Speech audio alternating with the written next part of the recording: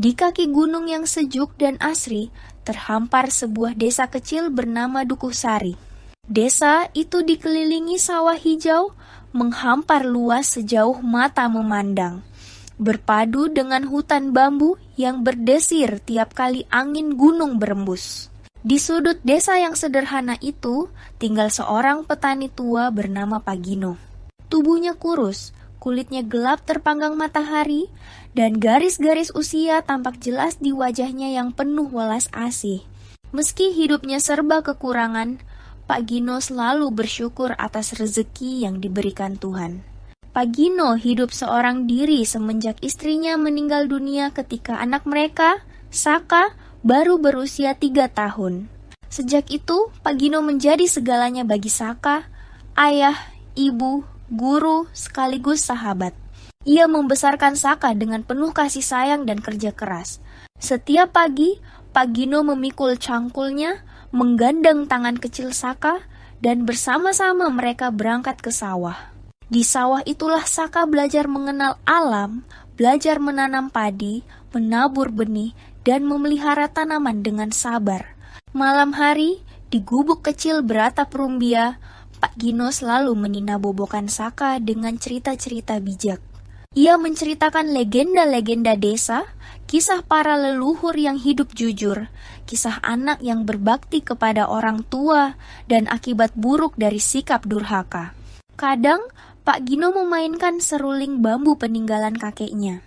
Alunan lembut seruling itu menemani Saka hingga terlelap di pangkuannya.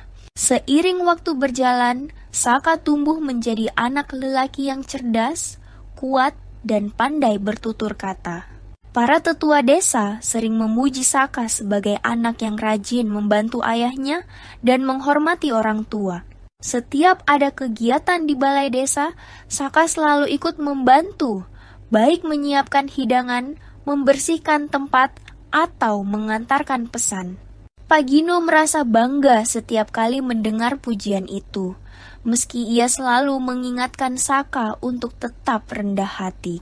Namun, kehidupan sederhana itu mulai terasa sempit bagi Saka ketika ia beranjak remaja. Ketika Saka mulai sering berkunjung ke pasar kota, ia melihat betapa megahnya rumah-rumah para saudagar. Ia melihat anak-anak mereka mengenakan pakaian indah, naik kuda, dan dihormati banyak orang. Perlahan, benih keinginan untuk hidup mewah mulai tumbuh dalam hatinya. Di lain pihak, Pak Gino tak pernah tahu bahwa hati anaknya mulai berubah. Setiap sore, mereka tetap duduk berdua di pinggir sawah menatap langit jingga di ufuk barat. Pak Gino selalu berkata, "Nak, ingatlah, sehebat apapun kau nanti, jangan pernah lupakan orang tuamu. Surga ada di telapak kaki mereka. Rezeki tak hanya datang dari harta, tapi dari berkah dan doa." Saka hanya mengangguk, menahan gelisah dalam hatinya. Ia ingin sekali mengatakan bahwa ia sudah muak dengan kemiskinan, bahwa ia ingin meninggalkan desa dan mencari kehidupan baru di kota. Tapi ia menahan diri, menunggu waktu yang tepat. Sementara itu, setiap malam Pak Gino tak pernah lupa berdoa di sudut gubuknya yang sederhana. Dengan mata basah, ia memohon agar anaknya kelak tumbuh menjadi lelaki yang berbudi luhur dan tak pernah meninggalkannya. Ia tak pernah membayangkan bahwa suatu hari, anak yang sangat ia cintai itu akan berubah menjadi sosok yang tak lagi mengenalnya. Di bawah cahaya bulan yang menerangi sawah dan hutan, angin malam membawa doa Pak Gino jauh ke langit, seolah menjadi saksi bisu cinta kasih seorang ayah yang tulus dan tanpa syarat. Pagi itu, embun masih menempel di dedaunan ketika Saka menatap hamparan sawah untuk terakhir kalinya. Ia berdiri di depan gubuk kecil dengan sebuah bungkusan kain berisi bekal dan pakaian seadanya. Matanya menatap lurus ke jalan tanah yang mengarah ke kota. "Pak, Aku ingin mencoba peruntungan di kota. Aku ingin mengubah nasib kita, supaya kita tidak terus hidup miskin begini. Ucap Saka, berusaha menyembunyikan getar suaranya. Pagino tertegun. Hatinya perih, tetapi ia tahu ini kehendak anak muda yang haus perubahan. Dengan mata berkaca-kaca, ia mengangguk. Baiklah nak, jika itu yang kau inginkan. Tapi ingat pesanku, jangan lupa diri, jangan lupakan ayahmu ini, dan jangan tinggalkan kebaikan dalam hatimu. Saka mencium tangan ayahnya, lalu melangkah pergi. Pak Gino berdiri lama di depan rumah, mengikuti punggung anaknya hingga menghilang di balik pepohonan. Angin pagi berdesir pelan, seolah ikut mengantar kepergian Saka. Kota yang dulu hanya terdengar dalam cerita, kini terbentang nyata di depan mata Saka. Hiruk-pikuk pasar, bau rempah, suara pedagang, dan derap kaki kuda membuat matanya berbinar. Dengan semangat, ia mulai bekerja sebagai kuli angkut di pasar. Hari demi hari berlalu. Saka dikenal rajin dan cerdas. Lambat laun, ia dipercaya para pedagang besar. Saka belajar membaca perhitungan, mengenal dagang kain, rempah, hingga perhiasan. Berkat kecerdikan dan kerja keras, ia mulai merintis usaha sendiri. Tahun berganti tahun, Saka menjadi saudagar kaya raya. Rumahnya besar, berlantai 2, dindingnya dari batu, atapnya genteng merah. Di depannya terhampar taman bunga. Ia menikah dengan seorang gadis cantik, putri saudagar kaya, yang juga terpikat pada ketampanan dan keberhasilannya. Saka kini hidup dalam limpahan harta, emas, perak, kuda, dan pelayan. Namun di tengah semua kemewahan itu, Saka semakin menjauh dari masa lalunya.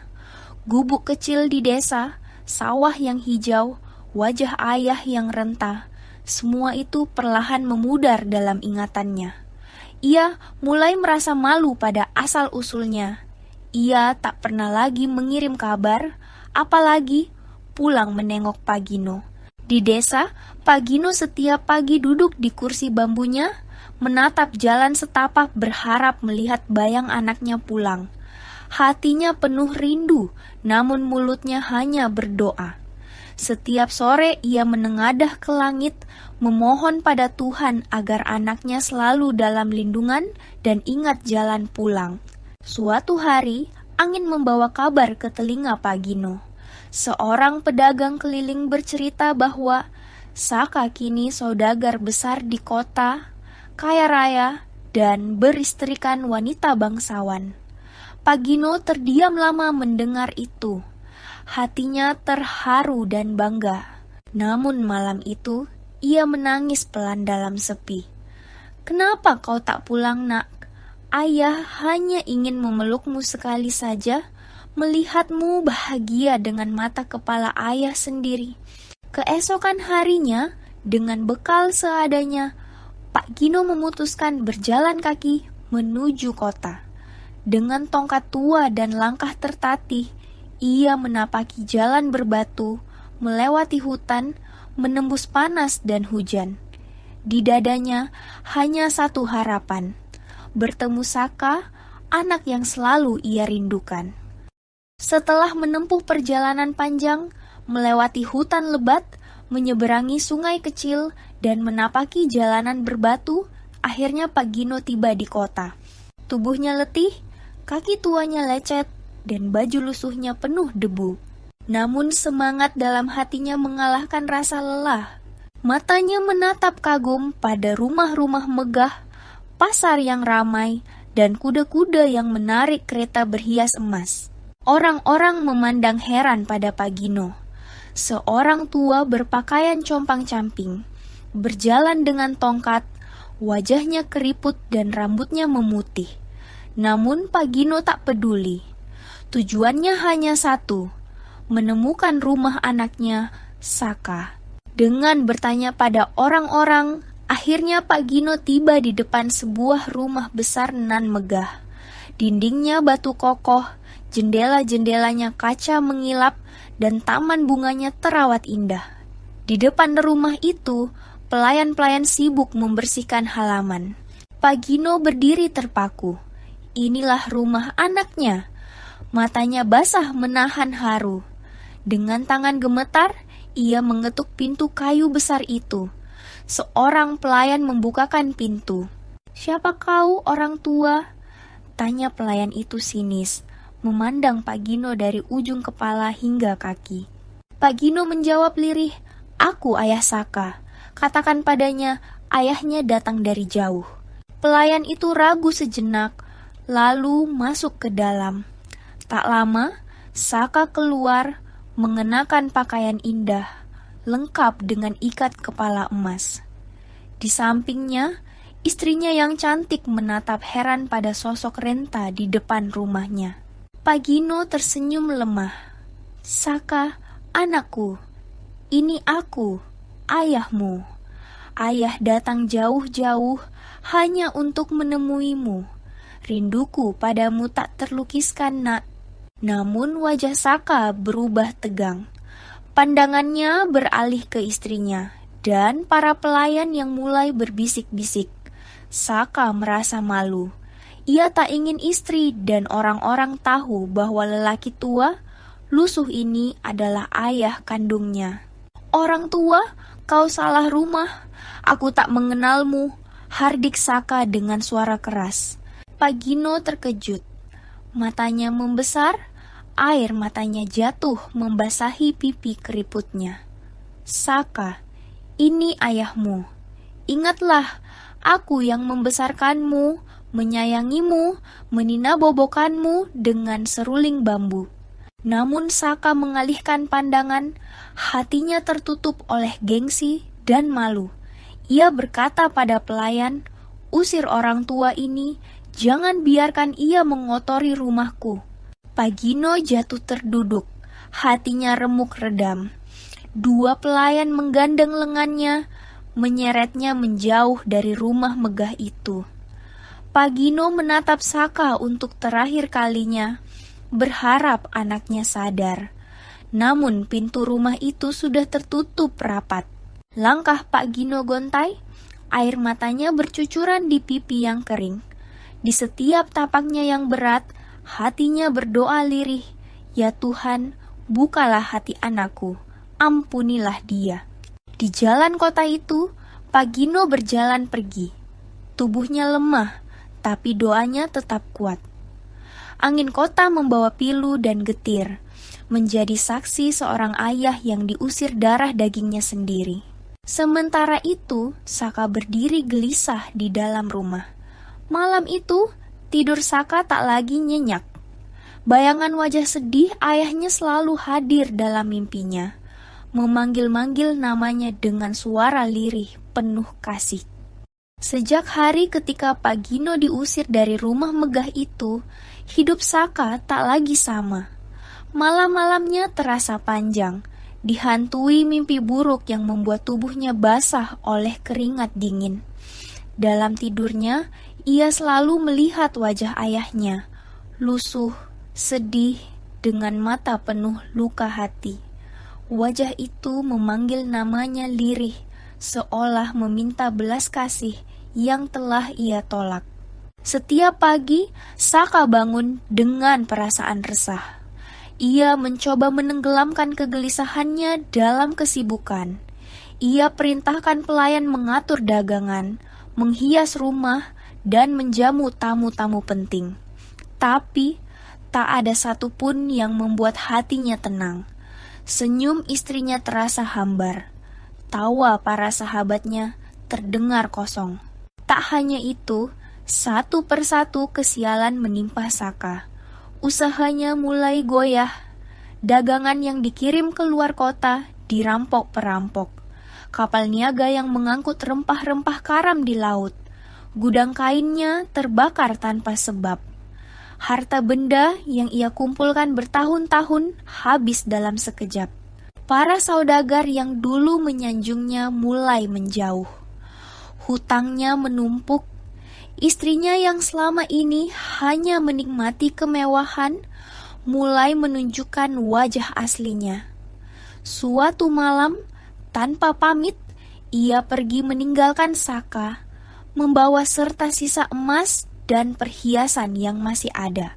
Kini, Saka hanya tinggal seorang diri di rumah besar yang sepi dan mulai rusak.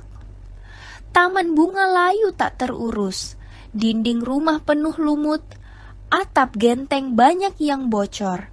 Saka duduk seorang diri di serambi, tubuhnya kurus, matanya cekung, rambutnya kusut. Dalam sepi itu, ia akhirnya sadar. Semua yang terjadi padanya bukanlah kebetulan. Semua karena dosa besar yang telah ia perbuat. Mengusir ayah kandungnya sendiri, air matanya jatuh, membasahi tanah serambi. Ayah, maafkan aku durhaka, aku buta oleh harta. Isaknya lirik. Saka memutuskan meninggalkan kota. Dengan pakaian sederhana, ia berjalan kaki menelusuri jalan yang dulu dilalui ayahnya. Ia kembali ke desa, berharap bertemu sang ayah, memohon ampun, dan menebus dosa. Namun, alangkah hancurnya hati Saka ketika ia tiba di sana. Gubuk tua tempat ia dibesarkan sudah kosong. Sawah tempat ia bermain kecil dulu kini ditumbuhi semak liar. Para tetua desa menyambutnya dengan pandangan dingin. Seorang kakek tua berkata, "Pak Gino telah lama meninggal, Saka. Ia wafat dalam sepi, hati remuk karena anak yang sangat ia cintai menolak mengakuinya. Ia dikuburkan di bawah pohon besar di pinggir sawah. Di sanalah ia dulu menunggumu pulang setiap sore." Saka terduduk lemas, tangisnya pecah, menggema di antara pohon-pohon dan ladang yang sunyi. Ia berlari ke makam sederhana di bawah pohon besar itu.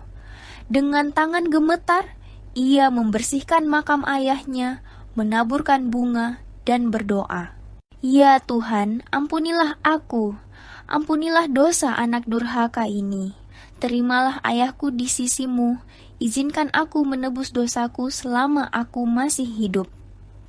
Angin lembut berhembus, dedaunan pohon berdesir seolah menjawab doa Saka. Langit sore memerah, meneteskan gerimis yang membasahi makam Pak Gino, seolah alam pun ikut menangisi penyesalan seorang anak. Hari itu, hidup Saka berubah sepenuhnya. Rumah besar yang dulu menjadi lambang kebanggaannya ia tinggalkan. Ia memilih tinggal di gubuk sederhana dekat makam ayahnya. Setiap hari, Saka merawat makam itu dengan penuh kasih. Ia membersihkan daun-daun kering, mengganti taburan bunga, dan duduk berlama-lama di sana, mengadu pada pusara ayahnya, seolah berharap roh sang ayah mendengarkan penyesalan hatinya. Saka menanam padi di sawah bekas peninggalan ayahnya. Dengan cangkul tua dan tangan yang dulu hanya memegang emas, kini ia menggemburkan tanah, menanam benih, dan menyiram tanaman dengan air mata. Setiap tetes keringatnya seolah menjadi doa penebusan atas dosa yang tak terampuni. Warga desa yang dahulu mencibir Saka, perlahan luluh melihat ketulusan hatinya. Mereka menyaksikan betapa Saka bersungguh-sungguh menebus kesalahan. Saka tak lagi mengenal gengsi. Ia membantu siapapun yang kesusahan. Ia mengantar air untuk nenek-nenek, membantu memperbaiki atap rumah janda tua, dan berbagi hasil panennya untuk yatim piatu di desa.